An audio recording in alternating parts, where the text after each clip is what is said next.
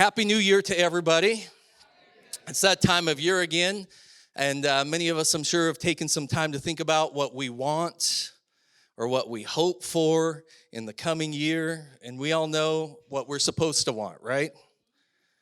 A closer relationship with Jesus, better marriages, children that are godly, maybe world peace, something crazy like that. At least pray for the peace of Jerusalem. But the question is this morning, what do our lives actually revolve around? Because if we really want something, and I think most of us here do, we really want something in life. If we really, really want it, our lives will reflect that in multiple ways, won't it? It will, just so you know, if you have a question. So, usually answering 4 questions will give yourself a quick diagnosis of what truly matters most to you. I'll go through these real quick. Number 1, 4 questions for a self-diagnosis to show what truly matters to you. Number 1, what do you spend your money on? What truly matters to you? Matthew 6:21, for where your treasure is, where you put your money, there your heart will be also. Number 2, how do you spend your time? Psalms 90:12 says, to the Lord, teach us to number our days that we may gain a heart of wisdom. What's the point of the psalm? Is that if you would really be able to understand how many days you have left, if you're able to number your days, to count your days, to pay attention to the importance of time, then it would give you more wisdom in life because you wouldn't live frivolously. Number 3, what do you pray for or what do you worry about? Those things don't seem to go hand in hand, but guess how often they do, right? Now, this isn't a bad thing. Like, hopefully, you'll only feel conviction from these questions if they're convicting to you. But if you live by these, there is no conviction in that, and that's great. And so in this one, it's not a knocking prayer. I mean, prayer is obviously a good thing, but if we find ourselves praying only for our own well-being, for our blessings, for God's hand of favor to be upon us and whatever it is that we're doing, rather than following the guidance of the Lord's Prayer, which is we're praying for God's will in life, we're asking for forgiveness. We're seeking repentance for the things that we do because we all know that we're not perfect. And then finally, we're seeking forgiveness with other people, right? Forgive me as I forgive those who have sinned against me, trespassed against me, like living this life of forgiveness. If our prayers aren't more directed towards those things, not to say that we don't ask for our daily bread, but if our prayers aren't directed towards those things, we should take a step back and consider, what are we really concerned about in life, and is it the same thing that Jesus would be concerned with? Question number 4 this morning is, what do you talk about most? What do you talk about most of the time? Matthew 15:18 says, but those things which proceed out of the mouth come from the heart, and they defile a man. Now, it doesn't have to defile a man, because you can be saying good things, things of the Lord, but what is it that we talk about most in life? These are the 4 questions I want to start with, challenging you with this morning, with what matters most. What do you spend your money on? How do you spend your time?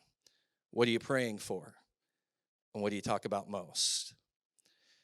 In looking back on 2021 as a church family, it was probably one of the most challenging years that we've ever faced. We ended 2020 with 3 of the older people in our church dying from the coronavirus. We started the year with several people in the hospital, and I believe at the beginning, in the first few months, more people died. And then, of course, at the end of the year, some of you know because I talked about it quite frequently, there was something happening. If not every week, every couple of weeks, there was something going on in somebody's life, from ladies in our church who have lost their husbands, to an unborn child, to losing a close friend. 2 different sisters in our Lord, including Gordon and Carolyn Mead. On Christmas Eve, she lost her brother. He passed away. And so it's just been nonstop. We've never, ever, ever had a year like this. Now, of course, there were good things. You know, selfishly, I look in my own family's life, and I had another grandchild born. There was life, not just death. I had a daughter that got married. And so, you know, there were great things that took place. But when I look back, what I will remember 2021 as a church, what I'll remember about it as a church is it was probably one of the most grievous years for our church family as a whole. Which is why I want to start 2022 off with talking about the question of what matters most. Turn to your neighbor this morning and say, what matters most in life? What matters most? If you're sitting next to your spouse, there could be some conviction in that question. This morning I want to come to you from the parable of the lost son, the prodigal son. Luke chapter 15, if you have your Bibles, turn them there. I'm reading from the New King James Version. If you don't have your Bible, of course, it'll be on the overhead. Luke chapter 15, verses 11 through 32. Probably one of the most popular parables that Jesus teaches. In fact, just recently, if you remember in our series called Overcomers, we had Pastor Dave Roberts from Coeur d'Alene here bring a message from this that was related to his personal testimony and how he connected to the religious brother in the story. Now, if you look at verse 11, this is Jesus speaking as he reads this parable, and he says, a certain man had 2 sons. Verse 12, and the younger of them said to his father, Father, give me the portion of goods that falls to me. And so he, the father, divided to them his livelihood. Now, if you've been in church any time at all, most of you have heard that the request of the youngest son was out of the ordinary. It wasn't common because typically a young son or a young daughter will not ask for their inheritance or demand their inheritance before their parent dies. I think even Pastor Dave had said that, you know, by asking them, essentially what he was saying is, you're dead to me. Can I have your money, what you owe me? Can I have my inheritance from you? That's how disrespectful, dishonoring it would have been for the youngest son to come to his father and ask for his inheritance up front.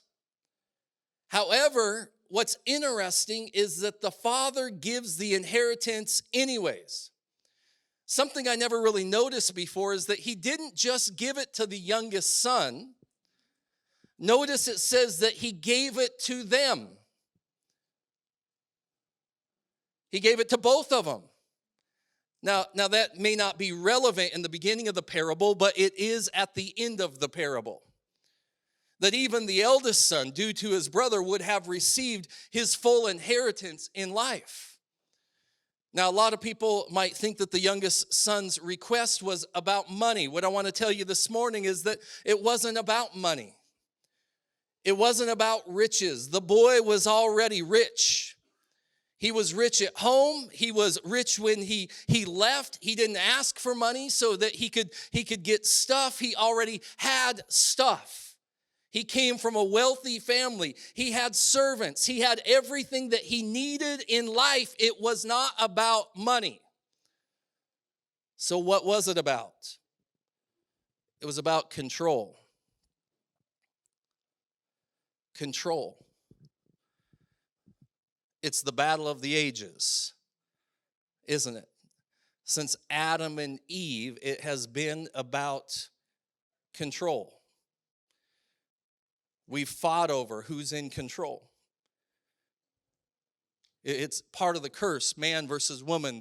They would fight for who's in power, who's in control. And then whenever they see that somebody else has control or has power, control and power look sexy on other people. You want part of that.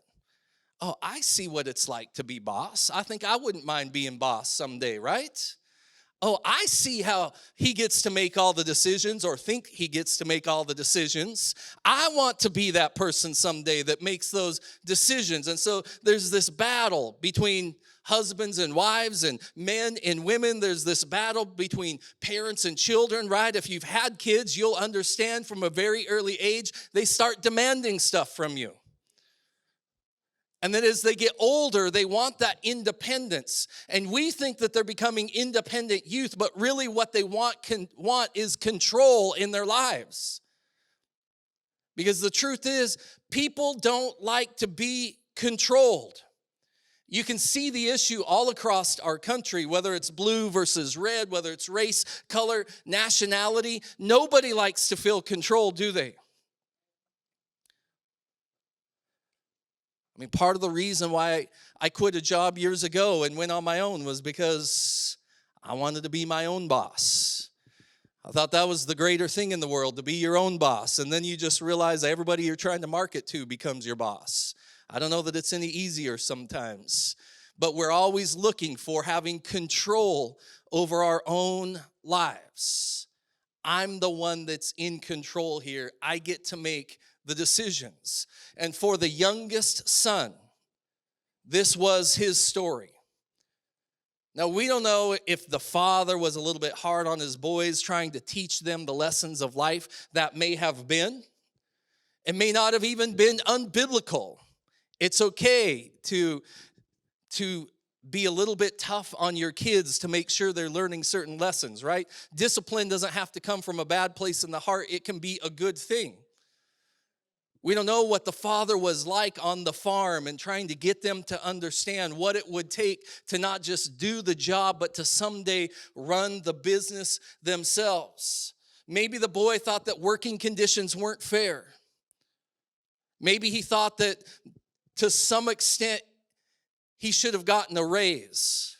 Maybe he wasn't making enough money. Maybe he was just looking for the easy way out. Somebody else can support me, or I can get my own money and I can do this. Maybe he thought that he could do better somewhere else, because we always think that the grass is greener on the other side, don't we? Different circumstances is what he was looking for. A different way, maybe even a different group of people. If I could just find something different in life. And what he thought was that he didn't need his family in order to do that.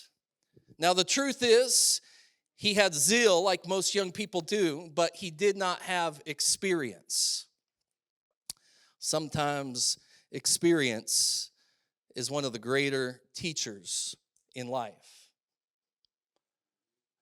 Thinking that he was smarter, he wanted control of his own life.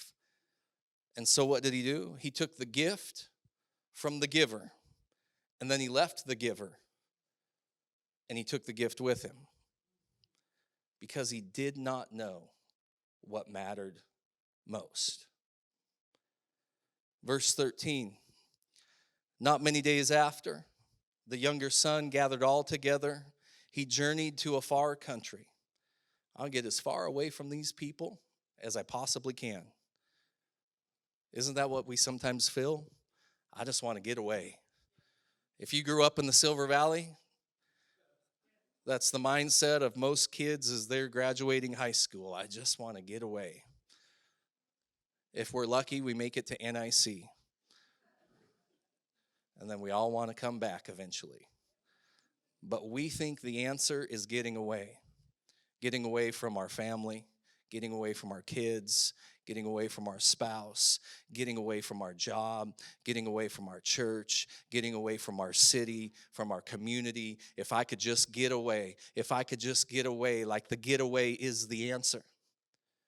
And that's exactly what he did, was he just wanted to get away. And so what did he do? He leaves his own country and he goes to another country. And it says there where you know life was going to be better because it was a different group of people. There where it was going to be better because he would have a different job, he would have different opportunities because he was independent and he was his own boss and that he was in control. There where the grass is greener on the other side because you got away. It was there that he wasted his possessions with prodigal living. Sometimes people might think the idea of the parable of the prodigal son is that it's the son who ran away or the son that had come back. But the idea of the prodigal son is that prodigal, if you read in the King James Version, means riotous. He was the riotous son. It was riotous living that wasted his money. What does that mean in the original language? It literally means unsaved. What he did when he left the place of safety is he went to a place that wasn't safe. He left a place where he would be saved to go to a place where he lived as if he was unsaved. There was two different lifestyles that he lived. He was raised to live one way, but when he left, he decided to go a whole nother way. So in his riotous living, what that more than likely means is he went after whores and prostitutes and drinking and who knows what he all got caught up in. But in all of that freedom that he wanted to experience and the control that he wanted to have in his own life, it led him to a place where he had wasted everything in life. And then it says in verse 14, but when he had spent all, there arose a severe famine in that land. Can you even imagine, like, you get to this place where, like, I blew it. Can't get any worse than this. Then all of a sudden a famine hits the land. I guess it can get worse. And he began to be in want, something he'd never really experienced in life, something a lot of younger people don't experience in life. That place where you come to where you actually are in want. I'm in need of something in life. The value of experience comes through the want. And then he went, and it says he joined himself to a citizen of that country. A Gentile country. For a Jew to join himself to a Gentile in a foreign country out of a need would have been a big thing. And that Gentile sent him into his fields to feed the swine. I don't know that was accidental. You know that the Jews and the Gentiles, they didn't get along very well. Jews were typically one of the most hated nationalities there was in their time, in that time frame, probably even somewhat today around the world. I don't think it was accidental that he would come to him because he had a need in his life. He was at the end and he says, oh yeah, I'll take you on as a servant. Why don't you good Jew, go over there and feed those pigs?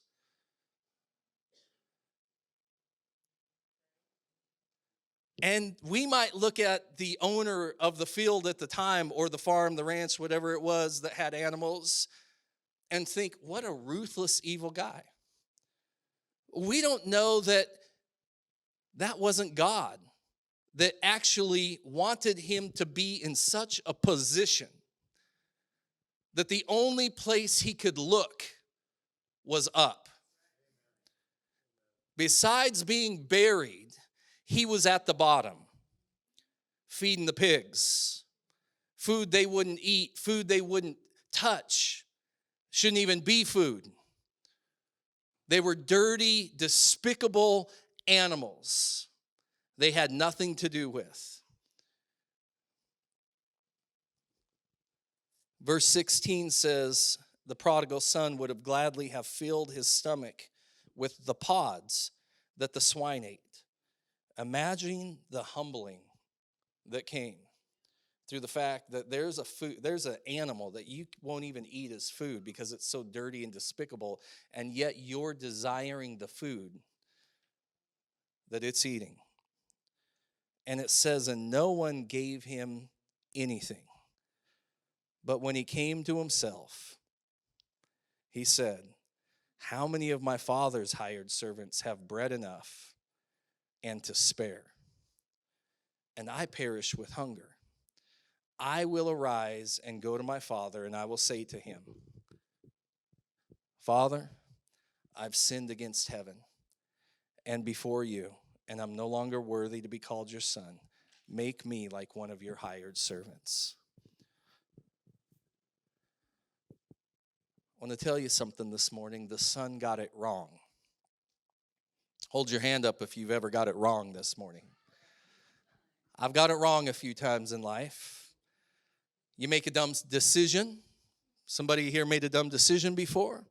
You didn't know how to prioritize things in life. You ran away with the gift. You walked away from the giver. You didn't know what mattered most. And here's the thing. More than likely, if you will analyze that situation, you probably thought you were right when you did it. Here's the question. If you ever thought that you were right and you were wrong when you did it, how can you be so confident now that you're right?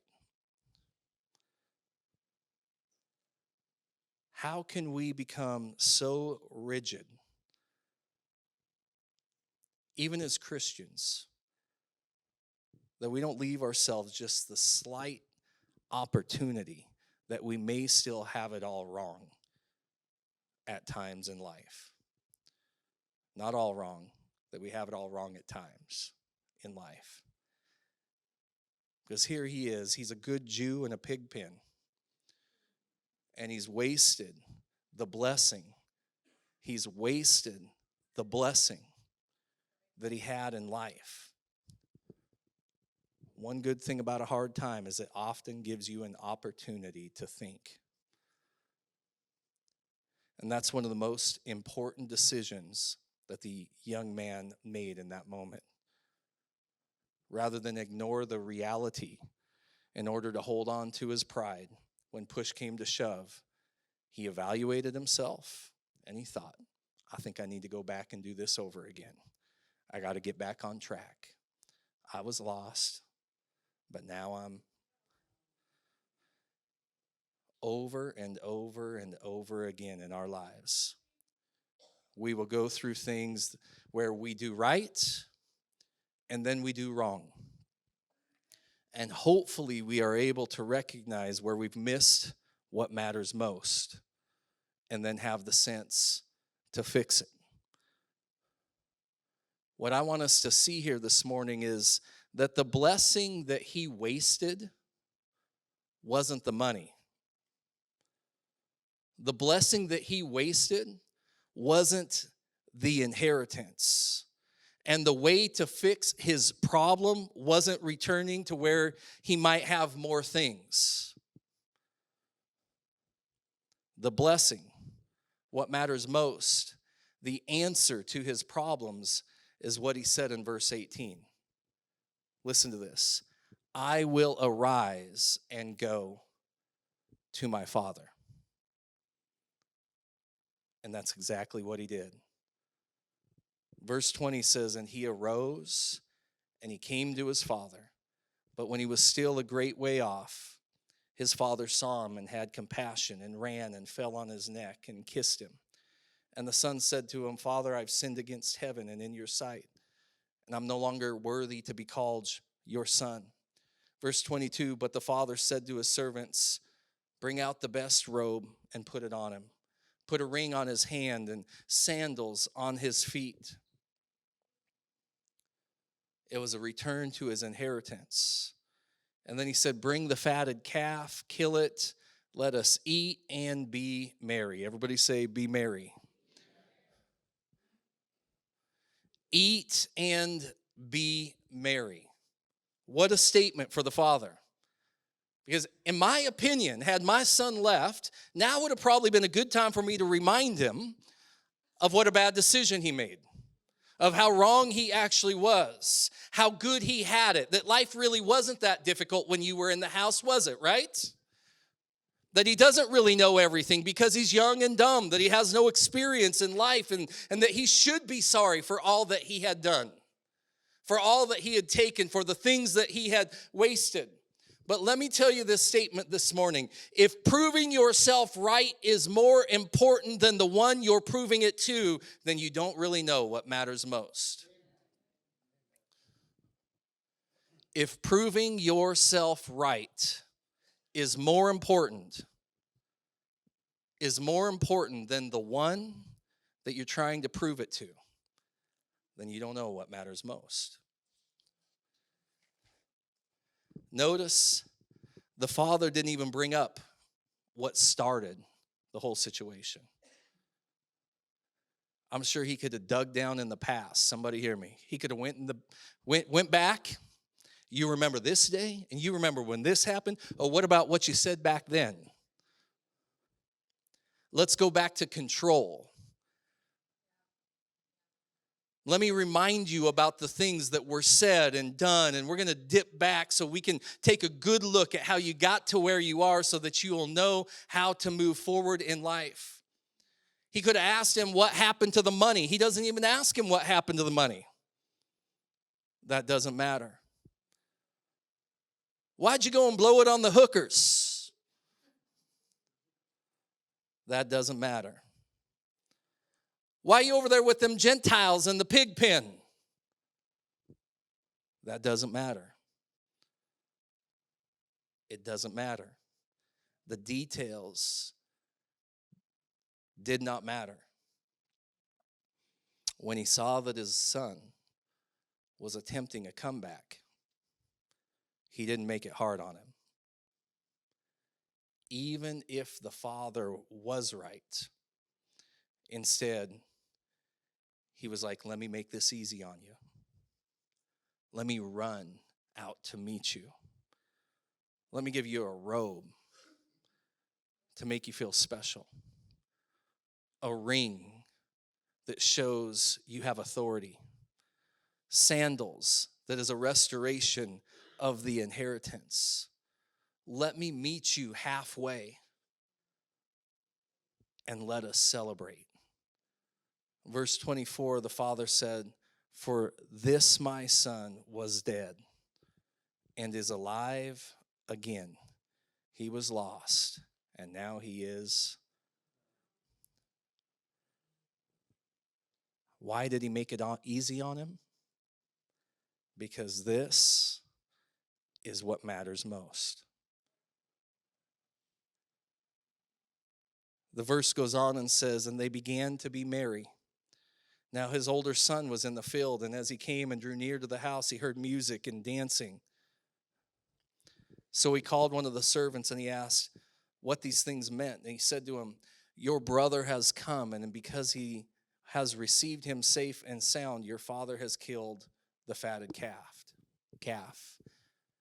You know what's interesting here is the eldest son actually hears rejoicing, and he's wondering what's going on.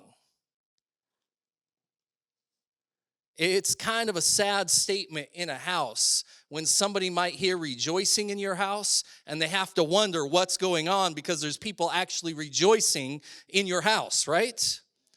I can only imagine there probably hadn't been much rejoicing taking place in the house for quite some time. And you might have mistakenly have thought that the only person that was unhappy in the story, right, was the prodigal son when you think of the prodigal son, and that's why he left the house. Sure, he'd probably been unhappy for a long time because he was growing up and he felt controlled. He felt like somebody else was in charge, that he could do a better job. He was unhappy in the palace, but he was also unhappy in the pig pen. And the oxymoron of life is that the palace can be just as sorrowful as the pig pen.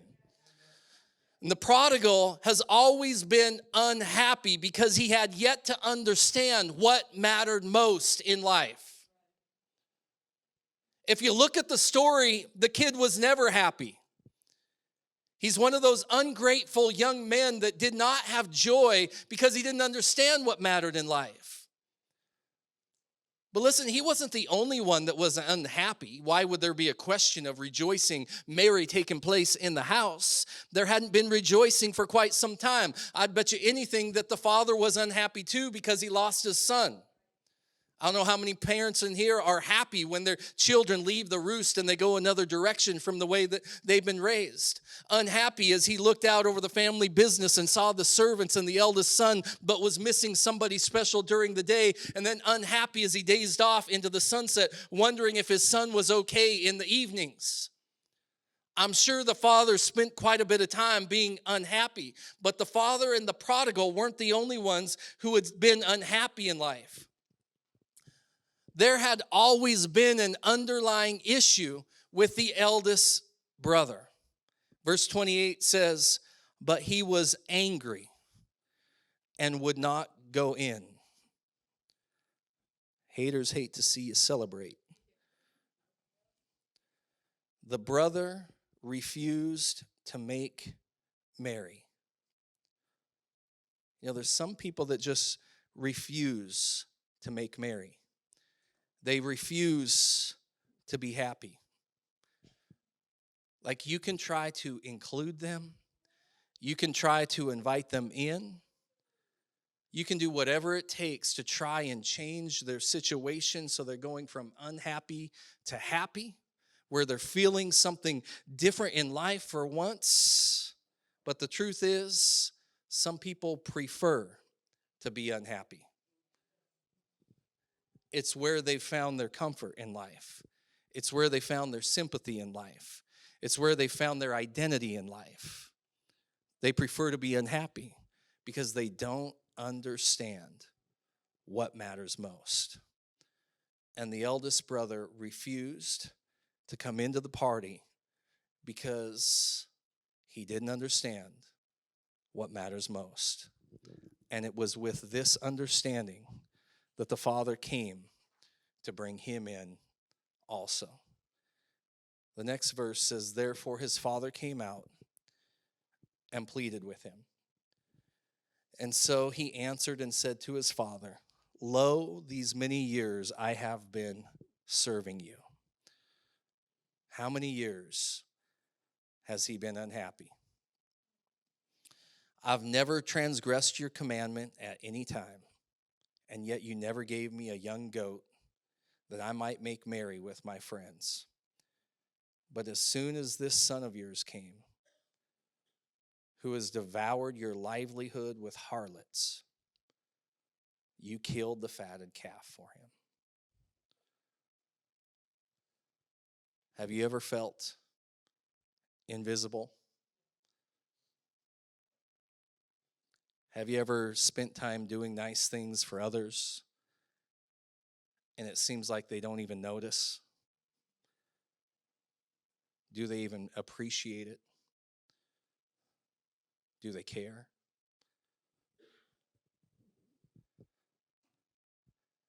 There's probably been many a times in my marriage where my wife felt that because I'm not making excuses. I don't pay attention. I think I've told the story before that one time she said, do you even see what's on the wall? Like, we had these white walls in our house for all these years. And I'm like, what are you talking about? Like, we have this huge white wall when you'd walk in our house. What do you mean?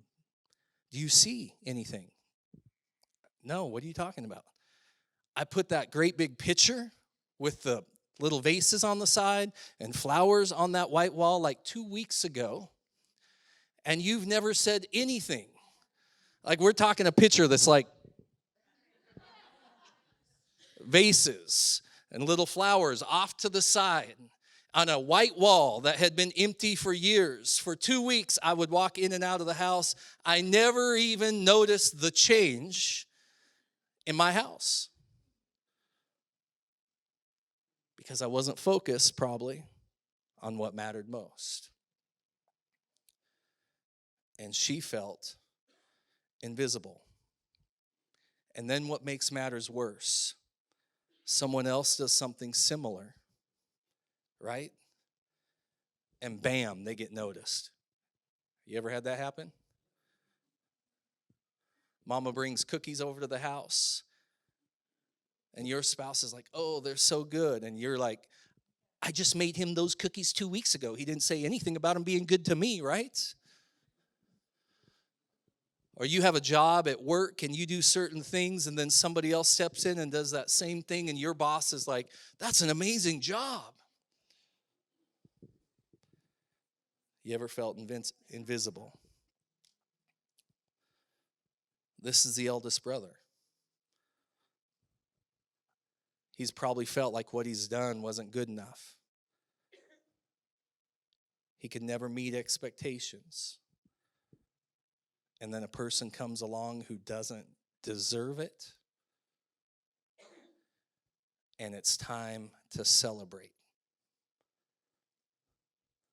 I don't know about you, but of course you wouldn't want to be a part of that. It hurts. Your heart hurts. Let's be honest. But is it possible, just a question, that at times our heart hurts because we are the ones that have forgotten what matters most? Why do we do the things that we do? Obviously, between the Father and the Son, there's been this misunderstanding. It's not that you don't matter. In fact, the Father explains it's just the opposite.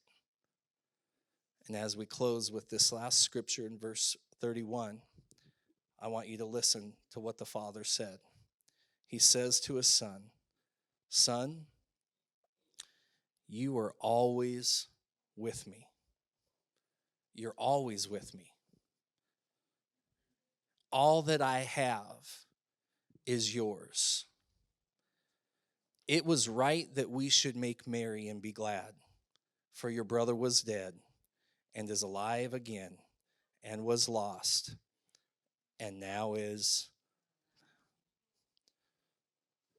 More important than a one-night celebration for someone who you think doesn't deserve it, the Father says, listen, all that I have is yours. When you were young, I fed you for you. I wiped your behind for you. I get up out of bed every single day for you. I go to work for you. I do the laundry for you. I took care of your present so there'd be a future for you. Everything I do is for you, and all that I have is yours, because we have what matters most. I am with you. You are with me always. So listen this morning. Whatever it is that you might be facing in life, I want to encourage you. Don't keep standing outside the door of what matters most. Don't get stuck in life talking about coulda, woulda, shoulda. Because as we've learned over the last year, life can change so quickly. Remember, at one point or another, never forget this, everybody in the house has been lost and found. The whole family is imperfect people. And you can only truly make merry when you understand what matters most.